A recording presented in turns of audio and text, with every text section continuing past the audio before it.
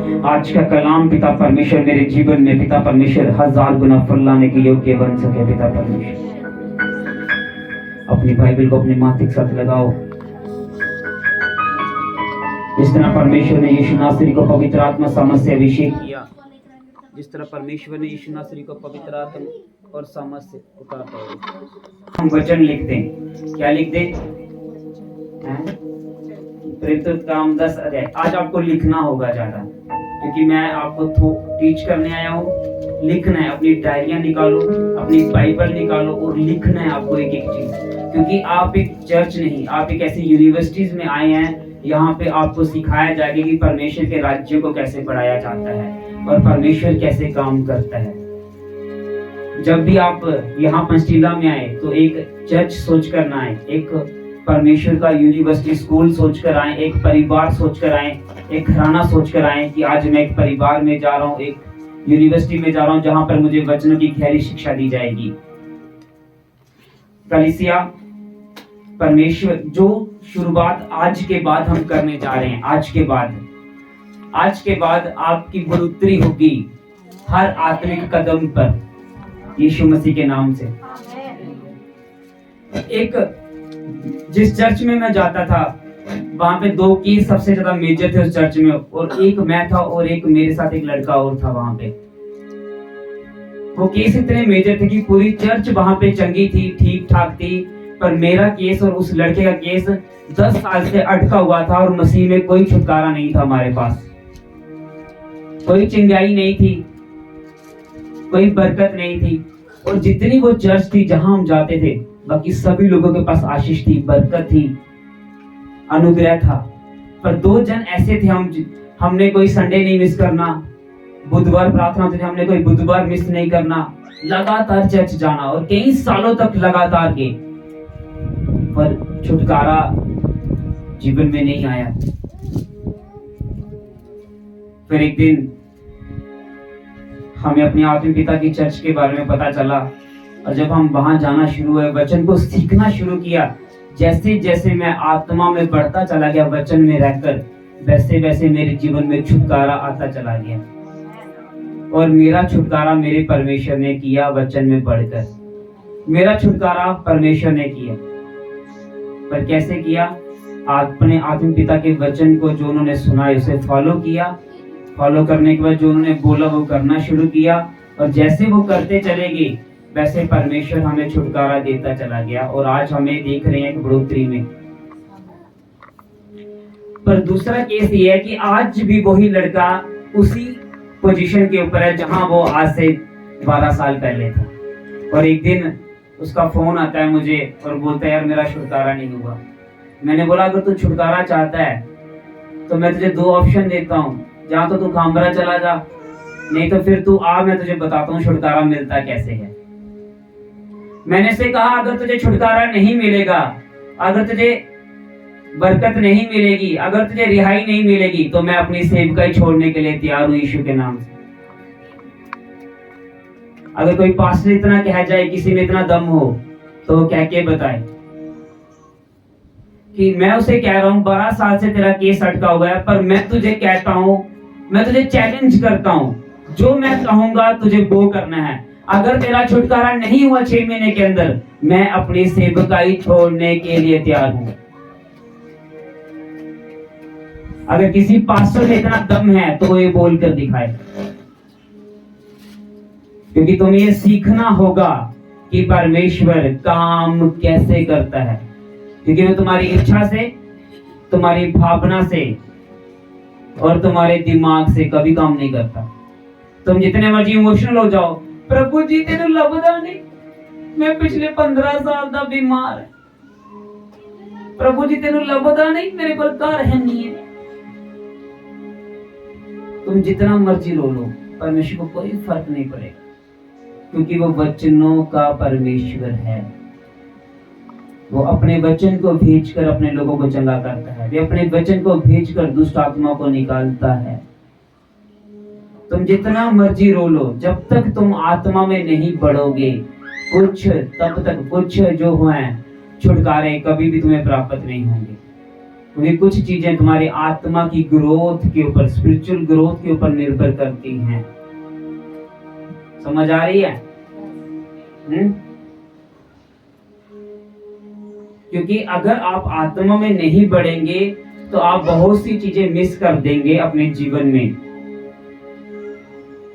मेरा केस हल हो गया किस तरह? जो परमेश्वर के दास ने कहा मैं उसे करता चला गया और करता रहूंगा, क्योंकि ये एक दिन का काम नहीं है। जैसे हम रोज खाना खाते हैं, ऐसे रोज आत्मिक जीवन में बढ़ोतरी चाहते हैं। आज मैं आपके आत्मिक जीवन को बढ़ावा देने के लिए यहाँ आया हूँ और उसमें एक विश्वास का कदम फूंकने के लिए आया हूँ कि मेरा विश्वास ये है कि आज जो मैं आज से आपको सिखाने के लिए जा रहा हूँ, आपके कदम विश्वास से आगे बढ़ेंगे। और जब आप विश्वास से कदम बढ़ाएंगे तो आज मैं तुमसे एक वादा जरूर करता हूँ परमेश्वर का दास होने के नाते, कि आज के बाद आप अपने विश्वास के द्वारा पहाड़ों को हिला देने वाले विश्वासी बन जाएंगे यीशु मसीह के सामर्थ्य और शक्तिशाली नाम से। वो पहाड़ जो तुम्हारे सामने सालों से है, क्योंकि अब मैं तुम्हारे कदमों में विश्वास के कदम की जान फूंकूंगा यीशु नाम के नाम। मसीह जिंदगी में अगर सबसे ज्यादा कोई चीज जरूरी है, सबसे ज्यादा मसीह जिंदगी का जो खंभा है, जिसमें घर किस पे खड़ा होता है? किस पे हैं? अगर नींव नहीं हो तो घर क्या हो जाएगा? खत्म हो जाएगा। मसीह जिंदगी की नींव, आज मैं तुम्हें तुम्हारी नींव को खड़ा करने के लिए जा रहा हूं। मसीह जिंदगी की नींव किस पर खड़ी है पता आपको? मसीह जिंदगी की नींव खड़ी है विश्वास और अंगीकार के ऊपर। किसके ऊपर? किसके ऊपर? मसीह जिंदगी में सबसे ज्यादा अधिक अगर किसी चीज की जरूरत है तो वो है आपके विश्वास की। बाइबल खोल के पढ़ लो, नया नियम। यीशु मसीह ने किसी को भी चंगा किया या किसी को भी छुटकारा दिया, जहां किसी को भी बरकत दी, तो उसने अपने जीवन में बड़ा विश्वास दिखाया है।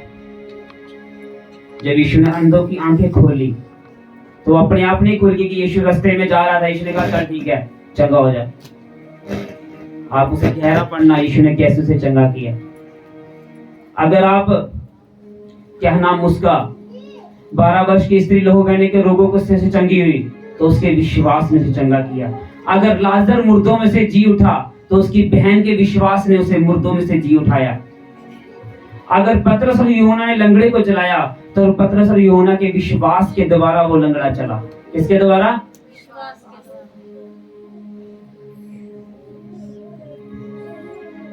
परमेश्वर ने मसीह जिंदगी की जो नींव खड़ी की है वो की है विश्वास के ऊपर। किसके ऊपर? जब सबसे पहले शैतान कहां से आता है? ये शैतान कहां से आता है? शैतान के रास्ते कौन कौन से हैं? आपको ये भी पता होना चाहिए कि शैतान का रास्ता कौन कौन सा शैतान का रास्ता है। शैतान के सिर्फ 3 ही रास्ते तुम्हारे जीवन में काम करते हैं। कितने रास्ते? वो रास्ते हैं तुम्हारी सोचें। क्या क्या क्या है वो रास्ता? सबसे पहला रास्ता कौन सा है? सोच, तुम्हारी विचार। शैतान क्या करता है? सबसे पहले सोच और विचार के ऊपर अटैक करता है। किसके ऊपर?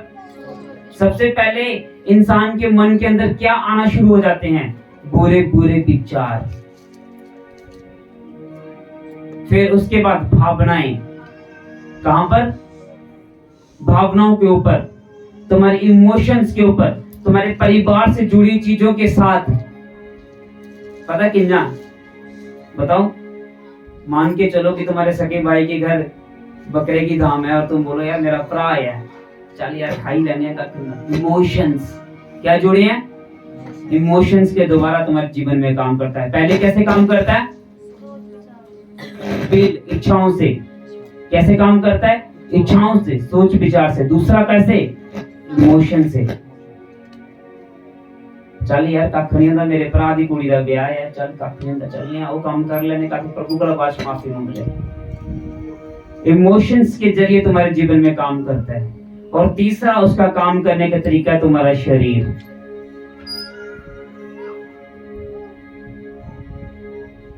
तभी पौलुस ने एक बात कही, जिसने कहा था तुम्हारा शरीर, तुम्हारा प्राण और तुम्हारा आत्मा निर्दोष रहे।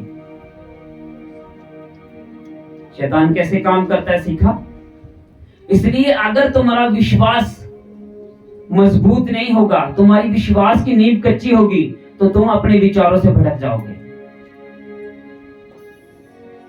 क्योंकि जब शैतान आता है तो वो सीधे डायरेक्ट बॉडी के ऊपर अटैक नहीं करता, और सबसे पहले तुम्हारे मन में बुरे विचार डालता है। क्या विचार डालेगा?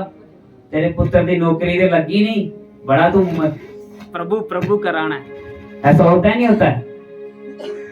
हो सकता है तुम्हारा अपना ही तुम्हें बड़ा बुरा बुरा बोलता हो। इमोशंस, तुम्हारा शरीर, जो तुम नहीं करना चाहते तुम वो कर रहे हो। शैतान के पास और कोई रास्ता नहीं है, और कोई भी रास्ता नहीं है। अगर तुम इन तीनों चीजों को समझ जाओगे तो तुम शैतान के ऊपर जीत प्राप्त करने का पहला कदम पहले ही बढ़ा चुके होंगे, यीशु नासरी के नाम से। लिख लो मेरे प्यारे बच्चों, लिख लो कि शैतान किन चीजों से अटैक करता है। मैं और गहरा बताऊंगा। मैं साफ अब तुम्हें विश्वास में, प्रार्थना में, उपवास में और शैतान के ऊपर मैं चारों स्टडियां लगातार किट्ठियां चलाऊंगा 2-3 साल अब आपको, और सबसे ज्यादा मजबूत करूंगा तुम्हारे विश्वास को। इतना मजबूत कर दूंगा, इतना मजबूत कर दूंगा, इतना मजबूत कर दूंगा कि जब तुम्हारे आगे मुर्दा भी आ जाए तुम अपने विश्वास से जीवित कर पाओ यीशु नासरी के नाम से। ये इत्तेफाक नहीं कह रहा मैं तुम्हें विश्वास में मजबूत करने के लिए बोल रहा हूं। अगर स्मिथ विगसवर्थ ने 14, 15 या 20 मुर्दे जिंदे किए हैं तो उसके विश्वास ने उसके द्वारा जिंदा किए। एक दिन उसकी पत्नी कहीं स्मिथ विगसवर्थ कहीं प्रचार करने गए थे और उसकी पत्नी की डेथ हो गई, वो मर गई, प्रभु में सो गए। प्रभु में हम कहते हैं सो गए, वो प्रभु में सो गए। और स्मिथ विगसवर्थ को पता लगा, उसने कहा नहीं, प्रभु मेरी पत्नी नहीं सो सकती। और जब वो घर वापस आया तो उसने अपने विश्वास के द्वारा प्रार्थना की। उसने कहा यीशु नासरी के नाम से, उसका नाम पॉली था, उसने कहा पॉली के अंदर यीशु के नाम से अभी आत्मा वापस आ जाए। जब उसने यीशु नाम, क्योंकि आपको इस धरती में यीशु नाम के द्वारा आप सब कुछ कर सकते हैं, जैसे उसने यीशु नाम का इस्तेमाल किया और अपने विश्वास को बढ़ावा दिया, उसके अंदर आत्मा तुरंत वापस आ गई यीशु के नाम से। और उसके बाद बोली जीवित रही कुछ साल। तुम कैसे कुछ कर सकते हो? किसके द्वारा? प्रार्थना और वचन अगला स्टेप है। पहला स्टेप अगर तुम्हें मसीह में चाहिए, तभी प्रभु ने क्या धार्मिकता के मन से क्या किया जाता है? क्या किया जाता है? क्या किया जाता है? विश्वास मेरी बहन। धार्मिकता के लिए मन से विश्वास किया जाता है, उद्धार के लिए मुंह से। मतलब चंगाई बरकत पाने से पहले भी तुझे क्या करना होगा? अपने आप को विश्वास में लाना होगा, तभी तू धार्मिकता का जीवन जिएगा। हैं? समझ आई? लिख लो। आगे चलते हैं। वचन, मैं आज कुछ वचन आपको दूंगा, ठीक है? आपको घर जाकर क्या करना है? पूरा हफ्ता इन वचनों के ऊपर मनन करना है। क्या करना है? मनन क्या होता है? ध्यान लगाना। ध्यान लगाने का मतलब ये होता है कि उसके ऊपर स्टडी करना कि इन वचनों में क्या लिखा हुआ है। मतलब जैसे पूरा हफ्ता आप खाना खाते हैं ना, सुबह खाते हैं, वो पच जाता है और फिर शाम को संडास में चला जाता है, फिर दोबारा खाना पड़ता है, क्योंकि वो क्या पच गया, तुम्हारी बॉडी में उसने क्या कर दिया? एनर्जी दी। वैसे प्रभु के वचन को खाना होता है। आप पूरा हफ्ता इन्हीं वचनों के ऊपर स्टडी करेंगे। क्या करेंगे? इन्हीं वचनों को खाएंगे। पूरा हफ्ता क्या करेंगे? रोज आप इन्हीं वचनों को खाएंगे। रोज इन वचन के ऊपर मनन करेंगे, ध्यान केंद्रित करेंगे इसहाक की तरह, और अपने आप को, अपने नींव को क्या करेंगे? मजबूत करेंगे। अगर सबसे पहला स्टेप ये है कि विश्वास क्यों जरूरी है। विश्वास, मसीह जीवन में विश्वास क्यों? वो इसलिए जरूरी है कि मसीह में आने के लिए अगर आप अपना जीवन धार्मिकता से, धर्म से नहीं, किससे? धार्मिकता। मेरा बच्चा चुप। धार्मिकता से अगर तू बिताना चाहता है तो सबसे पहले तुझे विश्वास करना होगा कि यीशु ही प्रभु है। क्या विश्वास करना होगा? क्योंकि बाइबल में लिखा विश्वास के बिना परमेश्वर को प्रसन्न करना अनहोना है। धार्मिक विश्वास क्यों जरूरी है? क्योंकि धार्मिकता के लिए क्या चाहिए? मसीह के लिए क्या चाहिए? परमेश्वर के लिए क्या चाहिए? विश्वास। किसको? आपको। क्या चाहिए? विश्वास। और विश्वास क्यों जरूरी है? उसका दूसरा कारण ये है कि धर्मी जन विश्वास से क्या रहेगा? इब्रानियों आप कुछ वचनों को पहले लिख लो, फिर हम उसे बार बार थोड़ा थोड़ा पढ़ेंगे, ठीक है? इब्रानियों 10 अध्याय उसका 38 वचन लिखो शब्द। इब्रानियों 10 अध्याय 38 वचन 38। इब्रानियों 10 अध्याय 38 वचन। आगे इब्रानियों 11 अध्याय 6 वचन। आगे इब्रानियों 6 अध्याय 12 वचन लिख लो। इब्रानियों 10 अध्याय 38 वचन, इब्रानियों 11 अध्याय 6 वचन, इब्रानियों 6 अध्याय 12 वचन। मेरे बच्चों लिखा? लिखा? कहां लिखा? लिख लिया? ठीक है, आगे लिखो। इफिसियों 2 अध्याय 8 वचन। इफिसियों 2 अध्याय 8 वचन। इफिसियों 2 अध्याय 8 वचन लिख लिया? आगे लिखो पहला यूहन्ना 5 अध्याय 4 वचन। ये सबसे ज्यादा इंपॉर्टेंट वचन है। पहला यूहन्ना 5 अध्याय 4 वचन। सारे ही इंपॉर्टेंट है, पर सबसे ज्यादा जरूरी वचन। लिख लिया? पहला यूहन्ना 5 अध्याय 4 वचन लिख लिया मेरी बहनों? पीछे लिख लिया? आगे लिखो रोमियो 5 अध्याय उसका 2 वचन।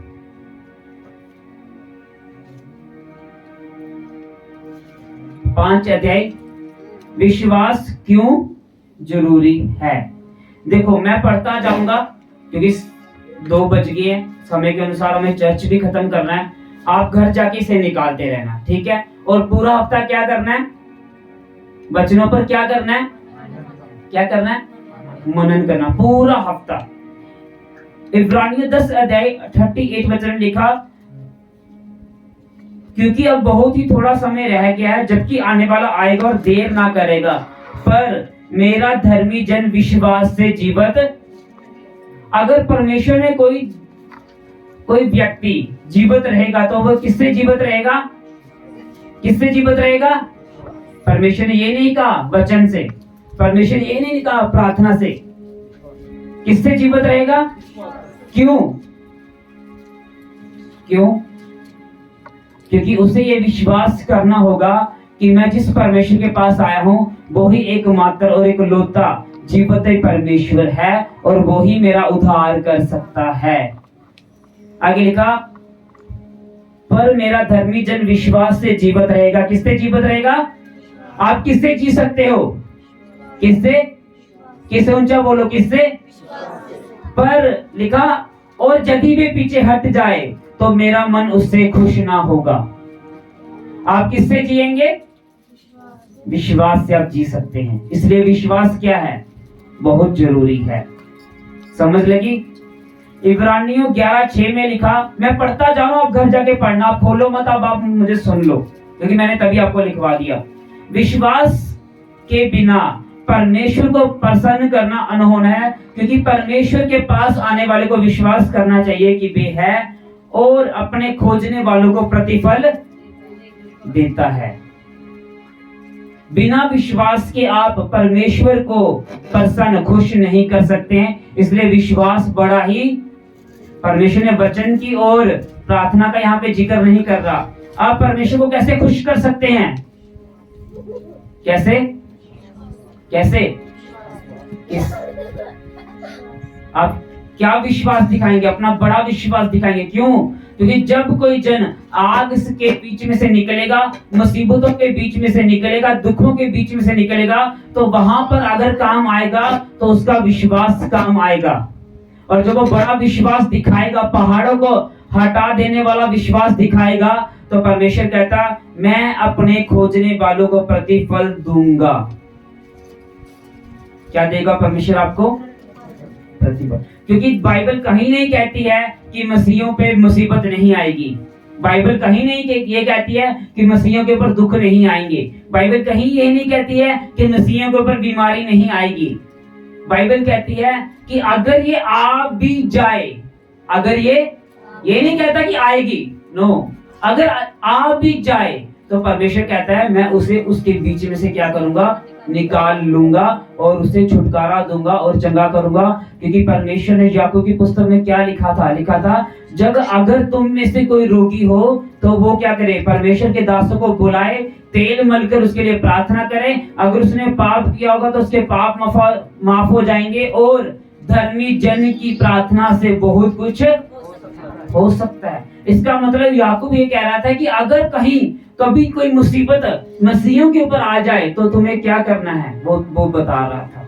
इसके लिए उस मुसीबत से निकलने के लिए भी तुम्हें किस चीज की जरूरत है, किस चीज की, विश्वास और अंगीकार और तुम्हारी घोषणाएं, ये तीनों साथ साथ चलेंगी। अब क्योंकि तुम्हारी परिस्थितियां दिखाएंगी, क्या दिखाएंगी, तुम्हारी, हो सकता है तुम अपने भाई के लिए सालों से प्रार्थना कर रहे हो कि परमेश्वर मेरे भाई का उद्धार हो जाए, परमेश्वर मेरे मोहल्ले का उद्धार हो जाए, परमेश्वर मेरे ताई का उद्धार हो जाए, परमेश्वर मेरे ताई का उद्धार हो जाए, सारे बच जाएं। और तुम आंखों से देख रहे हो, तुम्हें सालों की प्रार्थना के बाद भी कोई बचता हुआ ना दिख रहा हो, तो फिर तुम वहां पर क्या करोगे, वहां पे तुम्हारा विश्वास काम आएगा। जो मरकुस 11:23 और 24 में लिखा था, जो मत्ती 7 और 7 में लिखा है कि जो तूने मांगा है उसके ऊपर क्या कर ले, यही लिखा है ना, क्या लिखा वहां पे, कि जो कुछ तो प्रार्थना करके मांग तो क्या कर ले। अब क्या आया यहाँ पे, तो विश्वास कर ले। क्या आया यहाँ पे, क्या आया, तो मसीह जीवन में जीने के लिए सबसे ज्यादा अधिक क्या चाहिए आपको, तुम्हारी प्रार्थना के उत्तर प्राप्त करने के लिए तुम्हें क्या चाहिए। परमेश्वर ने क्या कहा पता, उसने कहा जो कुछ तू प्रार्थना करके मांग तो विश्वास कर ले तुझे मिल गया है और तेरे लिए हो जाएगा। पर मसीह पता, विश्वासी पता दे, परमेश्वर पहले तू करेगा ते फिर मैं विश्वास करना ही हूँ। परमेश्वर जा पुत्र 100 साल प्रार्थना कर, मैं तामली करना, क्योंकि तू मेरे वचन की उल्टा कराना। परमेश्वर वचनों का परमेश्वर है, वो उल्टा परमेश्वर उल्टों की प्रार्थना कभी नहीं सुनेगा। तो वो कहता तुझे पहले क्या करना पड़ेगा, विश्वास, फिर तुझे क्या होगा, प्राप्त। मेरे पास बड़े आते हैं, पास्टर जी अगर परमेश्वर ये मेरी मन्नत पूरी कर देगा ना, मैं परमेश्वर विश्वास कर लगा, मैं ये देगा, मैं वो देगा। मैंने कहा मेरे भाई तेरी प्रार्थना नहीं सुनी जाएगी, क्योंकि बाइबल ऐसा कहीं नहीं बताती है। बाइबल कहती है तुझे पहले विश्वास करना पड़ेगा अपनी प्रार्थना के ऊपर, कि जो तू मांग रहा है तुझे विश्वास करना होगा। हो सकता है सालों लग जाए, क्योंकि परमेश्वर के लिए एक दिन 1000 दिन के बराबर है, 1000 दिन एक दिन के बराबर है। तो तुम्हें क्या करना होगा, तभी मैं हमेशा एक हमारी चर्च का जो लोगो, जब मैं चर्च बड़ी हो जाएगी उस पे एक चीज लगाऊंगा कि मसीहियों को अपने विश्वास और अपने शब्दों पे विश्वास करना चाहिए। जे मेरा लोगो है इस चर्च का, क्या है, अपने शब्दों के ऊपर अपनी। पर आप मसीहियों की पोथलियां खोल के देखो ना, जो 10-10, 15-15 साल के विश्वासी हैं, तो उनको अपनी प्रार्थना पे और अपने शब्दों पे 1% भी विश्वास नहीं होता कि जो मैंने मांगा है ये मुझे मिल गया है। बोलते हैं, और सुबह तो बोलते हैं मिल गया, शाम को उल्टा बोलते हैं। हालेलुया, समझ आ रही है। पहाड़ों को हिलाने के लिए क्या चाहिए, क्या चाहिए, विश्वास चाहिए। कैंसर को खत्म करने के लिए क्या चाहिए, मुर्दा को जीवित करने के लिए क्या चाहिए, लंगड़ों को चलाने के लिए क्या चाहिए, तुम्हारा विश्वास चाहिए। बस तुम्हारा विश्वास, तुम्हारा अंगीकार, तुम्हारी घोषणा, तुम्हारी प्रार्थना उसे उसके अंदर जान डाल देगी यीशु के नाम से। क्योंकि यीशु का नाम सी एकमात्र ऐसा नाम है जो पूरा ब्रह्मांड उसकी सुनता है। चाहे पौधा हो, चाहे कीड़ा हो, चाहे जानवर हो, चाहे व्यक्ति हो, कोई समुंदर भी उसकी सुनते हैं। क्योंकि बाइबल कहती है उसने समुंदर को शांत कर दिया, उसने कहा यीशु के नाम से थम जा। बाइबल में तो यीशु के नाम से हर चीज सुनती है, बस उसका नाम लेना शुरू करो। हालेलुया। और आगे चले, इफिसियों 2 अध्याय 8 वचन में लिखा, विश्वास के द्वारा ही तुम्हारा उद्धार होगा, बिना विश्वास के तुम बच भी नहीं सकते, बिना विश्वास के तुम चंगाई भी नहीं पा सकते, बिना विश्वास के तुम बरकत भी। अगर तुम उद्धार प्राप्त करना चाहते हो तो तुम्हें किस चीज की जरूरत है? किस चीज की? क्योंकि विश्वास के द्वारा अनुग्रह से ही तुम्हारा उद्धार हुआ है, तुम्हारी ओर से नहीं वरन परमेश्वर का। बचने के लिए तुम्हें क्या चाहिए? उद्धार क्या है आपको पता है? चंगाई, बरकत, मुक्ति, आशीष, सब कुछ। उसके लिए क्या चाहिए? समझ आए? आगे चले। अब हम एक वचन सबसे निकालेंगे, पहला यूहन्ना 5 अध्याय उसका 4 वचन, और अब हम समाप्ति करने जा रहे हैं। पहाड़ों को हिला देने वाला विश्वास प्राप्त करो मेरे प्यारे बच्चों, क्योंकि मेरा विश्वास है कि तुम पहाड़ों को हिला देने वाले विश्वास को प्राप्त कर चुके हो। क्योंकि अब तुम अपने विचारों से, अपनी सोचों से, अपनी समझों से नहीं, प्रभु के वचन को देखकर चलोगे। पहला यूहन्ना 5 अध्याय 4 वचन।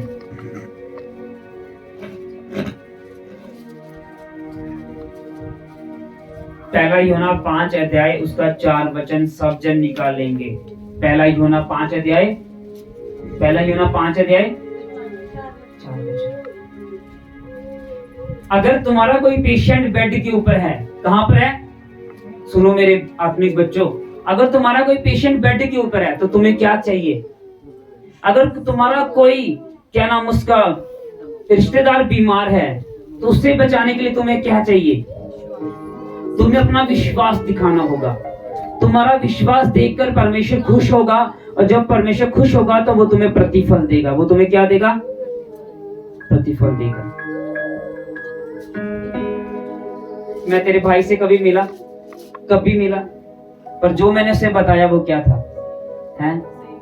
मैं कभी नहीं मिला उसके साथ, कभी भी नहीं। पर एक दिन जब मैं प्रार्थना करने के लिए और क्रिसमस इनविटेशन करने के लिए इनके घर गया था, तो मैंने उसको कुछ बातें बताई। मैंने कहा तेरे जीवन में ऐसा ऐसा ऐसा होता है।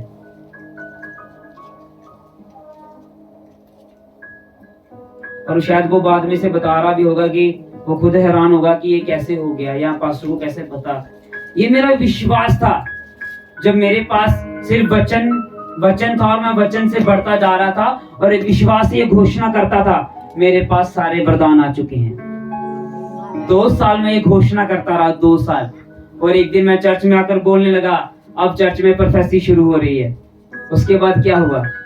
अब मैं तुम्हें चर्च में आकर ये बोलता हूँ, हमारी चर्च बढ़ने वाली है, बड़े बड़े काम होने वाले हैं, क्योंकि परमेश्वर पहले उसकी पिक्चर मुझे दिखा देता है कि ये होने जा रहा है।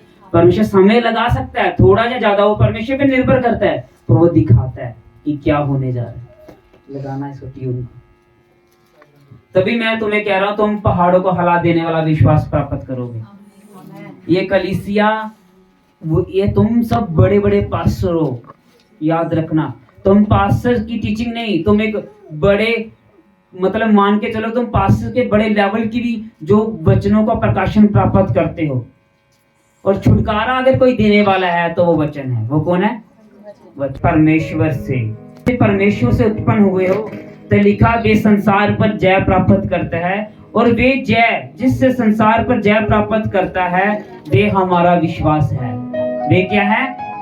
संसार के ऊपर हर मुसीबत से बाहर निकलने के लिए, और संसार के ऊपर जय प्राप्त करने के लिए, संसार के ऊपर जीत प्राप्त करने के लिए, बीमारियों के ऊपर, कर्जों के ऊपर, शैतान की दुष्ट आत्मा के ऊपर, हर चीज के ऊपर जीत प्राप्त करने के लिए तुम्हें किस चीज की जरूरत है? और वो लिखा, वो हमारा, वो क्या है? हमारा किसका? मेरा कि तुम्हारा? हमारा सबका विश्वास। कौन तुम्हें संसार से बाहर निकाल सकता है? किन चीजों से? जिनमें तुम फंसे हुए हो, जिन बोझों में तुम हो, वो तुम्हारा विश्वास है। वो क्या है?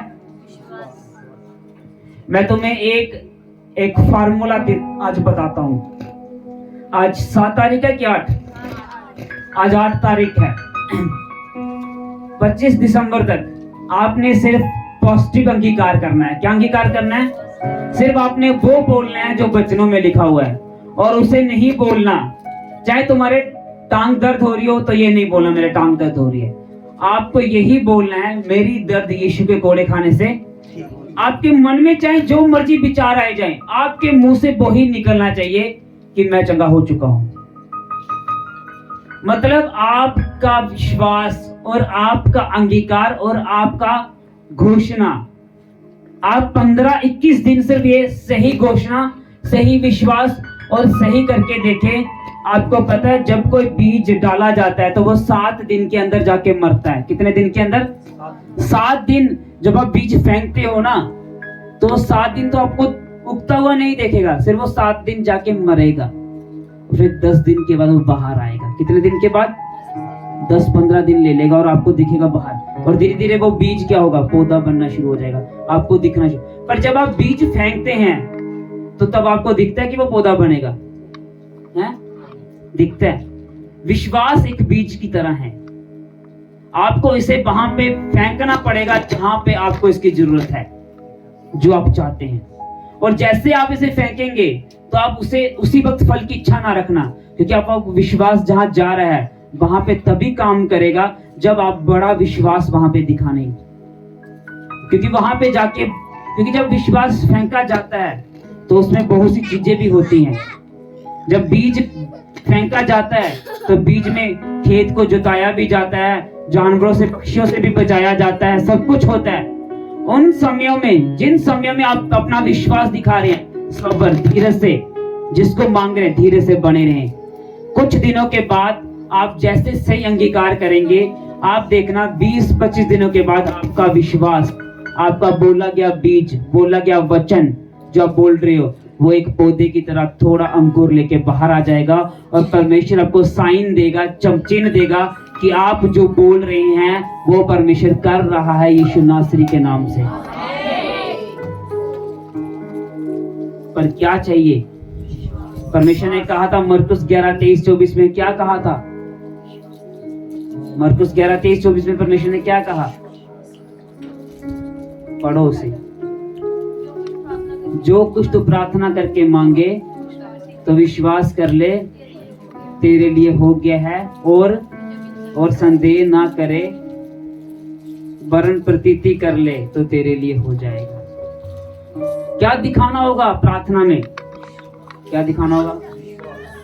एक दिन मैं प्रार्थना कर रहा था, प्रार्थना करते करते परमेश्वर ने मुझे बताया, आज से मैं तेरी चर्च में इंस्टेंट हीलिंग स्टार्ट करने जा रहा हूँ। आज से कई महीने पहले की बात बता रहा हूँ। इंस्टेंट हीलिंग स्टार्ट हो रही है चर्च में, और मैं विश्वास के साथ आया कि परमेश्वर ने मुझे दिखाया है, मैंने उस पर विश्वास किया है, पर कई हफ्तों तक इंस्टेंट हीलिंग नहीं हुई। मैंने एक दिन प्रार्थना की, मैंने कहा परमेश्वर आपने मुझसे बोला था कि मैं चर्च में लोगों को तुरंत चंगा करूंगा, पर लोग चर्च में तुरंत चंगे क्यों नहीं हो रहे हैं? उसने कहा मैंने तेरे विश्वास को परखा है। और कई हफ्तों के बाद जब मैं उस चीज को बोलता गया कि चर्च में इंस्टेंट हीलिंग हो रही है, चर्च में इंस्टेंट हीलिंग हो रही है, और कई हफ्तों के बाद क्या होना शुरू हो गया? वो मेरा शब्द, मेरा विश्वास, मेरा बोला गया वचन एक बीज की तरह काम शुरू हो गया, और चर्च में लोग तुरंत बैठे बैठे चंगे होना शुरू हो गए। पिछले संडे एक सिस्टर गवाही दे रही थी कि मुझे अपने गुप्त अंग पे एक बहुत बड़ी इन्फेक्शन हो चुकी थी, एलर्जी हो चुकी थी, और बस जैसे आपने विश्वास से प्रार्थना की, मैं वहीं बैठी बैठी वो मेरी सारी एलर्जी गायब हो गई थी। पर मैंने शर्माते हुए मैंने उस गवाही को नहीं दिया तुरंत। और मैंने कहा परमेश्वर मुझे तो तुरंत बड़ी चिंगाइयां चाहिए। परमेश्वर ने कहा अभी तो तूने बीज फेंका है, पौधा थोड़ा बड़ा होने दे, इंतजार कर। परमेश्वर ने कहा अगर आज मैं कैंसर को ही छोटी छोटी टेस्टमनी दे रहा हूँ, ये छोटी नहीं है, ये तेरे लिए बहुत बड़ी है। परमेश्वर ने कहा तू अपने मुंह के शब्दों से और गवाही से जीत जाएगा, बस अपने शब्दों को और अपनी गवाही को सेलिब्रेट कर। परमेश्वर ने कहा मैं उस सेलिब्रेशन को धीरे धीरे तेरी बड़ी गवाहियों में, बड़े बड़े मुर्दों जीवितों करने में बदल दूंगा। पर परमेश्वर ने कहा तुझे विश्वास दिखाना होगा। बिना विश्वास से तुम कुछ भी नहीं कर सकते, क्योंकि जब तुम्हारा विश्वास, तुम विश्वास दिखाओगे, तुम्हारे पड़ोसी आएंगे तुम्हारे पास। तेरा मुंडा दे पिछले 10 महीने का बीमार है, ये दिता यीशु ने दी, ऐसे बोलेंगे तुम्हारे पड़ोसी, क्योंकि तुम्हारा विश्वास परखा जाएगा, तब चेक करेगा खुदावन। जैसे बच्चा स्कूल में जाता है ना, तो लास्ट में से एग्जाम होते हैं कि कितना पढ़ेगा, बाकी पढ़े नहीं पढ़ेगा, फिर वो सारे पेपर ही लभी जाता, जब परमेश्वर एग्जाम लेता है, फिर सारा जब उन चीजों से निकालता है, वो सारा विश्वास वहां पे निकलता है कि बाकी असली विश्वास था या नकली सोने का विश्वास था। अगर असली होगा तो सोने की तरह चमक कर बाहर आएगा यीशु नाम से, अगर नकली होगा तो पिघल जाएगा, तो पिघल जाएगा। पर अगर तुम इस चर्च के विश्वासी हो, क्योंकि विश्वासी विश्वास से जीवित होंगे।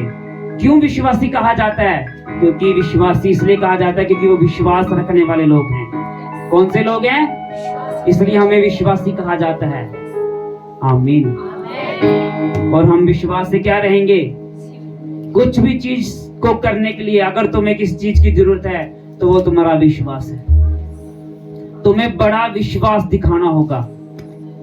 वचन तुम्हारी नसों में हो, वचन तुम्हारे ब्लड में होना चाहिए। मरकुस 11:23-24 जब तक ये जीवित रहेगी, ये चर्च इस पे प्रचार करेगी।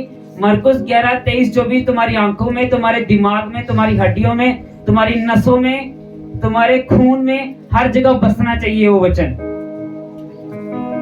तुम्हारा लहू जब एक बूंद करके बाहर निकले तो उसमें भी मरकुस 11:23 और 24 की खुशबू आनी चाहिए कि बंदे का विश्वास वाकई बहुत बड़ा यीशु नाम से। क्योंकि तुम अपने विश्वास से क्या करोगे? क्या करोगे? इब्रानियों 6:12 में लिखा, तुम अपने विश्वास से परमेश्वर की प्रतिज्ञाओं को प्राप्त करने जाओगे यीशु नाम से। कितने वादे परमेश्वर ने तुम्हारे साथ किए हैं, कितनी आशीषें परमेश्वर ने तुम्हारे साथ की हैं। इब्रानियों 6:12 में लिखा, परमेश्वर तुम्हारे विश्वास को देखकर वो तुम्हें देने जाएगा। तुम्हारे विश्वास को देखकर वो सारे वादे, सारी विरासत तुम्हें देगा। जिस तरह तुम्हारा पिता तुम्हारी विरासत, तुम्हारे जमीन, तुम्हारी दौलत देता है, बाइबल कहती है इब्रानियों 6:12 में लिखा, तुम्हारी विश्वास की विरासत को देखकर परमेश्वर तुम्हें अपनी सारी विरासत देगा। किस तरह परमेश्वर की प्रतिज्ञा को प्राप्त कर सकते हो? अपने विश्वास से। किस तरह? परमेश्वर को क्या दिखाना होगा? ताकि तुम आलसी ना हो जाओ, वरन उसका अनुकरण करो जो विश्वास और धीरज के द्वारा प्रतिज्ञाओं के वारिस होते हैं। धीरज के साथ, विश्वास के साथ तुम क्या बनोगे? प्रतिज्ञाओं के वारिस।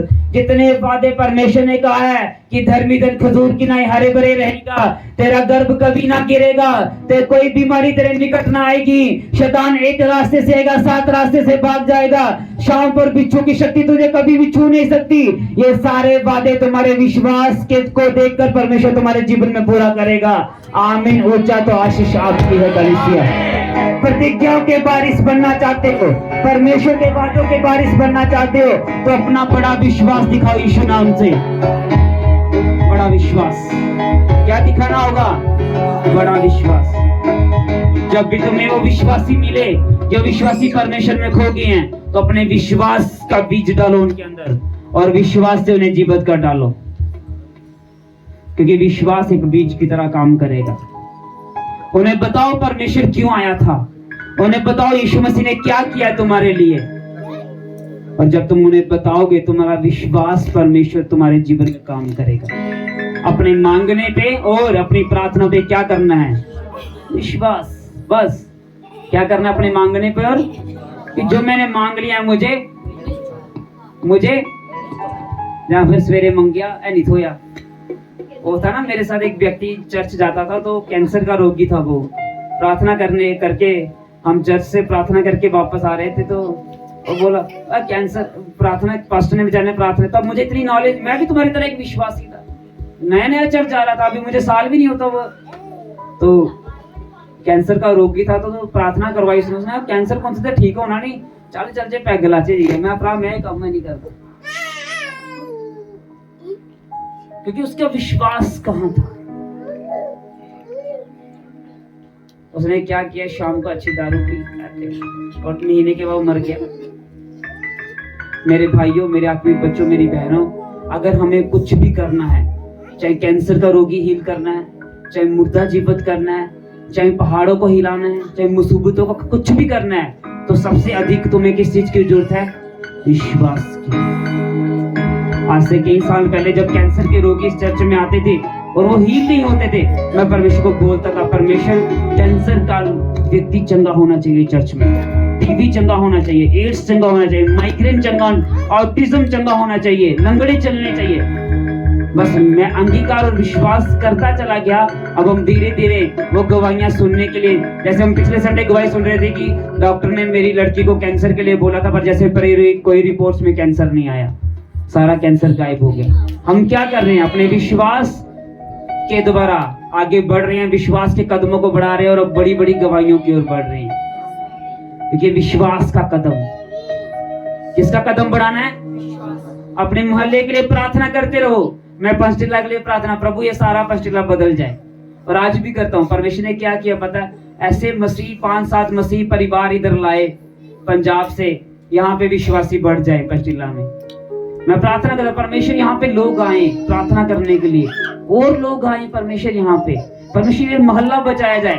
जितने परिवार, जहाँ पे 5-7 परिवार है जो मसीह में है, बच चुके हैं, पर मेरे पास तो नहीं आते हैं, पर कहीं ना कहीं जरूर जाते हैं, पर विश्वास से बचे हैं वो। तुम्हारी प्रार्थना और तुम्हारा विश्वास। देखो मैं आपको 2 तरीके बताता हूं छुटकारे के, बस कर रहा हूं।